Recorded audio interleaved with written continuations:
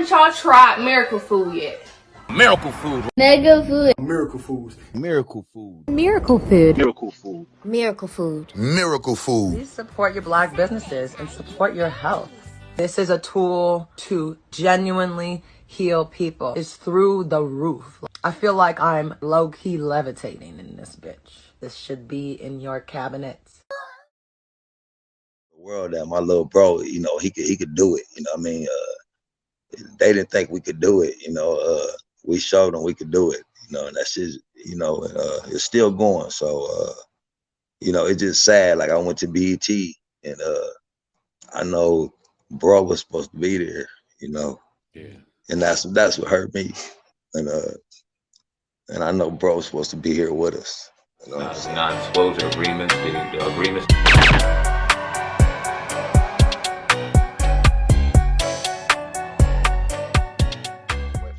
You know what I mean? It was never no threat. I never felt no threat, no threatening conversation. Looking back at it now, do you regret going into the store the time that you did? Oh yeah. I mean, yeah. It's like my grandma said, you know, it was part of God's plan that I could have did. You know, like damn, I left for that split time, and even then, you know, it had. When I ran out of the store, when I'm in the break room and I hear the gunshots, I break wide straight out there because I know Nip is out there. So I don't see what's going on. So when I go out there, you got to realize everybody laying down, parking lot, everybody running, scattering. I see bro on the ground. So I run straight to bro. But now if I could hit that window and I could actually see the shooter, and if I could see the shooter, I'm not going to run to Nip. I'm going to run to the shooter because I'm going to think he's out of bullets. You understand? Because he already did what he had to do. So I never get a chance to see the shooter. If I could see the shooter, so when I run out, I see Eric in the parking lot running, but I don't know he the shooter. You understand what I'm saying? Because I'm running out and it's a parking lot of everybody scattering. You understand what I'm saying? You know, so it's like, if I could have seen him actually shooting, bro, I could have ran straight at him instead of running straight to, you know what I mean? Because if you look at the tape, as soon as I'm getting the bro, that nigga just barely turned that corner. But had I seen him, I could have ran straight to that nigga because he jogged through that alley. And I could have been running his ass down before he got to the bitch car because the bitch was trying to pull off. You feel me? So, like I said, at least if I wish I could have seen it, if I could have seen it, I could have known who to run after. You know what I mean? But when I hit the parking lot, everybody scattering and bro on the ground. You feel me? So I run straight to bro, you know. Right. Now, how do you feel? Because a lot of people still keep trying to say, and it's foolish in our opinion. We did a video, we talked about, you, but people say, it was Big U, it was Cowboy. They had to have something to do with it. It looked like he's lying on the video. I know you probably seen some of those comments. What do you say to that? Yeah. Well, I know Big U, the big homie. Nip had love for you. Big U loved Nip. You know what I mean? So certain things unquestionable. You know, I could never question. Nobody would benefit. Big U wouldn't benefit off of Nip. Big U got his own niche. Big U been had his niche. Like I said, Big U been having money.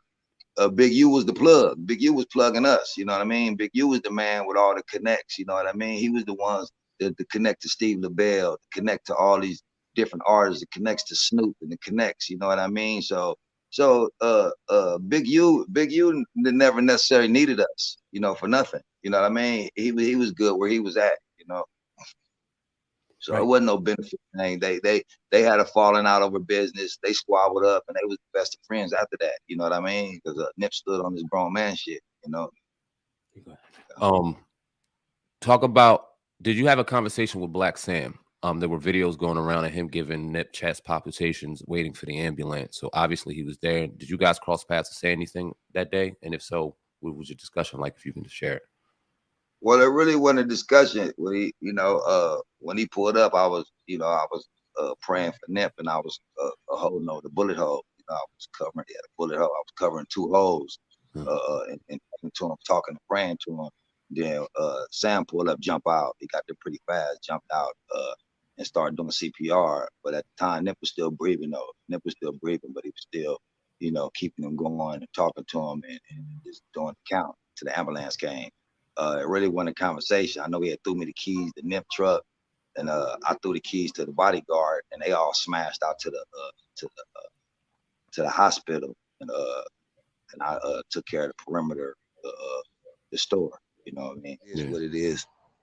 Yeah, man. Just to kind of close it out, definitely appreciate you, brother. Yeah. We had our when this whole situation happened and we heard about Herman Cowboy Douglas. Obviously, people start talking and things like that. But to be able to sit with you twice, face to face, look you in the eye, ask you questions, and get the answers back, you get a whole different perspective and an appreciation for what you meant to Nip and what you did. Because also that wasn't easy to do, even though you knew it was the right thing to do. It couldn't have been easy. And then you sitting out there on the front line after doing that.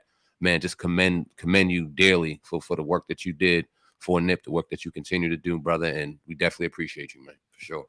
All right, appreciate you too, bro. And the marathon continues. We gonna run some extra laps. Yes, sir. Yes, sir. Definitely appreciate you, man. Always welcome on the platform. And what was the name of your podcast? Did you come up with a name yet? It's gonna be Talk or Take a Fade. That's gonna be the name of it. So I'm gonna send some invites.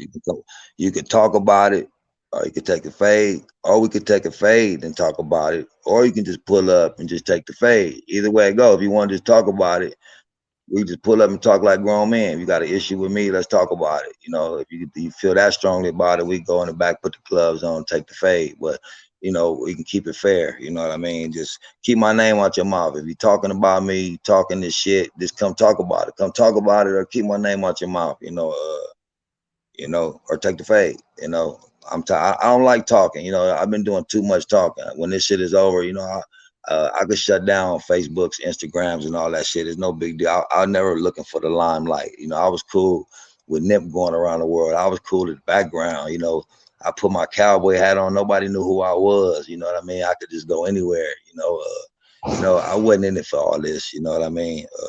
I was in it to show the world that my little bro, you know, he could do it. You know what I mean? They didn't think we could do it. You know, we showed them we could do it. You know, and that's just, you know, and it's still going. So, you know, it's just sad. Like I went to BET and I know bro was supposed to be there, you know. Yeah. And that's what hurt me. And I know bro was supposed to be here with us, you know. So it's sad that some old sucker ass nigga took him out like that.